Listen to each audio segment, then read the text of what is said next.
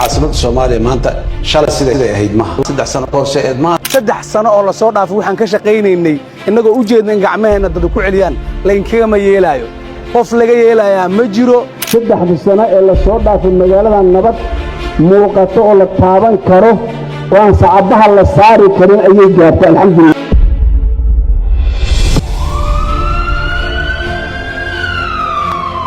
gaari walxa qaraxa laga soo buuxiyay ayaa lagu dhuftay qaraxa markuu dhacay kadib waxa gudaha u galay hoteelka kooxo hubaysan qaraxani waxa uu dhacay iyadoo goobtan ay aad u mashquul badan tahay marka loo eego xilliyada la fariisto shalay tolay gacanka xaq daran ay ku dishay isgooska Alasha Giyaa banaankii aa lagu soo bursaday wiilkay masaajidka ka soo baxay masaajidka nafo guriga la gudbay halkaas oo ku wareeran kaasa banaanka qaylan ka maqalnay qaylada banaanka ka maqlaadin u baxnay gabadheeday noqotay hadeen kala carnana toorood ku taagan arkay rasaastii urida askarigii ku libisnaa dareeska dawladda ayaa galaafatay nolosha hooyo ubax iyo sabigii caloosha ay ku waday inaan xaq walaalkayga taan ku dhiibnay inaan askara dishay 5 shilin oo $1 waxaan loo dilay 10,000 ilaa 10,000 shilin Soomaali loo dilay عاصمة مقدشو waxa ay ku jirtay xaalad cakiran oo isugu jirtay amni darro baahsan iyo qaraxyo joogto ah koox burcad ah oo dhac u geysanaya dadka shacabka ah dilal joogto ah oo ay la kulmayeen dhalinyarada ku shaqeysata bajaajta gaadiid hub culus saaran yahay oo iska furan rasaas taas oo khatar ku ahayd nolosha dadka maandooriyaha iyo daroogada culus oo si tarabeela u soo galay magaalada ciyaal weero dhib ba'an ku hayay bulshada caasimadda iyo hareeraheeda falalka anshaxa lidiga ku ah oo si weyn ugu sii fidaya magaalada waxa qaybta guud ee booliiska gobolka Banaadir hogaaminayay Allah u naxariiste General Farxaan Maxamuud Aadan Qaroole oo ahaa taliye geesi ah xilligaas caasimadda Muqdisho waxay ku jirtay xaalad kacsan oo amni darradu waa ay sii kordhaysay General Qaroole waxa uu naf iyo waqtiba u hurayay sidii uu xasilin lahaa magaalada isaga oo ku howlan xalinta xaaladaha cakiran iyo ka hortagga khataraha amniga ayuu ku shahiiday duleedka Muqdisho geeridiisa waxa ay murugo weyn ku reebtay shacabka Muqdisho iyo guud ahaan ummadda Soomaaliyeed 2 toddobaad kadib geerida jananka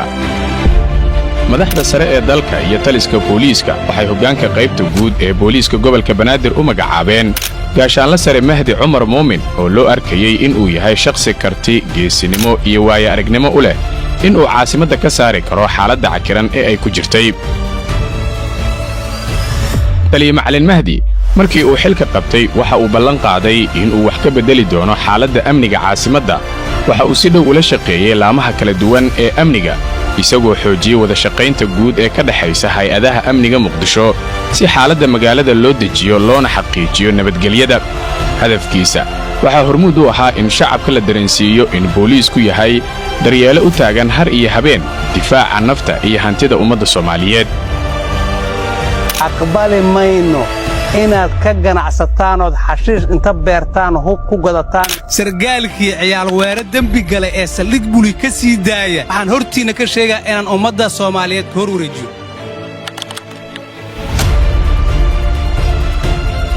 taliyaha booliiska gobolka Banaadir gaashaanle sare Mahdi Cumar Muumin ayaa si adag uga hadlay qolqolka hubka caasimadda magaalada Muqdisho waxa uu amaro iyo digniin cad uu ka soo saaray inaan marnaba lagu dhaxwadan karin hubka culus gudaha magaalada mas'uulkii inta beeka am iyo dhashiika asagoo wata inta la joojiyo xabad bilaabana askariga la soo xiray ma qoraga wata waxa la soo xiray qofka mas'uulka ee waardiyeynayana loo haystaa bajaaj la damba qoray lagu qabtay iyo waa la digay aan la maqlin qofkii qalad gala waa la qabtay taliyaha booliiska gobolka Banaadir gaashaanle sare Mahdi Cumar Muumin ayaa sheegay in talaabo laga qaadi doono dadka baraha bulshada ku soo gudbiya muuqaalada ka soo horjeeda anshaxa iyo kuwa baraha bulshada ka aflagaadeeya dadka kaliya wuxuu sheegay in cid kasta oo falalkaasi ku lug yeelata sharci la horgeyn doono si loo dhowro sharafta iyo anshaxa bulshada inta u xun inaan ka qabanaan u shaqeynaa cid laga yeelayo ma jirto inuu qof inta meel soo istaago oo maqaayad fadhiisto oo media tago oo aflagaadeeyo oo nabad galo waxaan ka shaqeynaa dadka inta xun inaan ka qabano waxa batay howlgal ayadoo la galay in dadka inta meel la isku keeno xurriyadda laga qaado in meediyaha iyo warbaahinta laga sii daayo qofkan muwaadinka asagoon dambi lagu haynin inta meel la keeno xurriyadda laga qaado la sawiro la isku sawiro meediyaha laga sii daayo waa dambi wallaahi waa billaahi waa tallaahi inaan la aqbalin sargaal inta 5 kilomitir 5 kilomitir isku meer 1 kilomitir inta la siiyay oo kolom loo buuxiyay intuu seexdo layac inta ku dhacdo oo inta seexdo ciidan ku shaqayn waayay report keen waayay elda hoobiya la tuuray subaxina daalaq inta yiraahdo in uu yiraahdo sargaalan si ah laga yeelaa samax kabad geeyna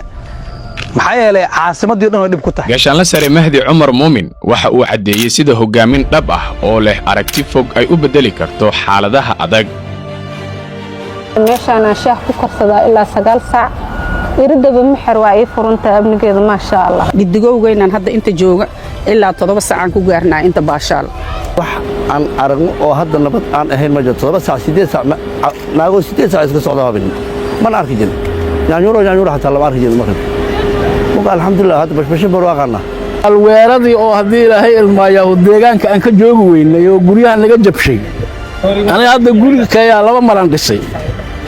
wax ii yimid oo kale ma jiraan ciyaal weerahayn wadadayda isku qabsan jireen dhibaato badan aan ka marnay haddii ilaahay ilmaayaa wax ciyaal weeraya wax jidroogana anu ma arki waayahan ani markaa leedahay qaaraan leedahay qofkaas waa iska fasaxi jiray sababtoo ah fasaxa awa aqoon isdarra ma ahan amni darra ee haddana 9 saac habeen haday tahay waa aada xaawo casir meeshay takarta daa wadi jir suuq aw in dhaafi jir ana aqaanana ma dhaafi jirin haddana meeshii oo kaaraan meesha waa noqoto madiina ka guday meesheeda kala noqoto meesha ay noqoto waa aada amniga saaf la dhigi saaf waaye kuligii xaawo casir 6 saac weyn ma aadin kaaraan ma aadi jirin 1 saac weynimo ya jumhuuriya ma aadi jirin anaa badignaa faante maanta boqolkiiba alxamdulillah waa amniga saaf waa faante dhibaato kasta dhici jirtay oo la soo qaban jirin maanta waxa waaye gacan lagu soo qabano dhab macallin Mahdi waxa leenahay salaan sare aad ama santaa in kasta ugu shaqaysay wajaajileena oo maciishay garabkaaga Allah kala maanta magaalada Muqdisho aan kara boqolkiiba boqol way amnigeeda waxa aad ugu mahad celinayaa Ilaahay subhanahu wa ta'ala ka sukow madaxda Soomaaliya yaani qaasatan macallin Mahdi iyo intii yaani la shaqaysay gudoomiyalka magaalada wallahi meelaha qaar aan la aadi jirin kaaraan iyo maxalla isaga fagax iyo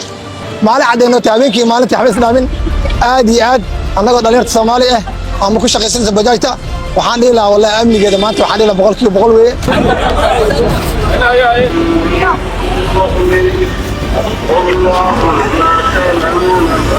waxaa ariga ka buuxi jiray dad allamo qoragooda iska macawistooda isaga sito oo ku dhacayo islaamanka jidka jooga dhacayo waxaas waa laga suula hogaamin daacad ah iyo iskaashi joogto ah ayaa suurtageliyey in caasimadda loo abuuro jawi amni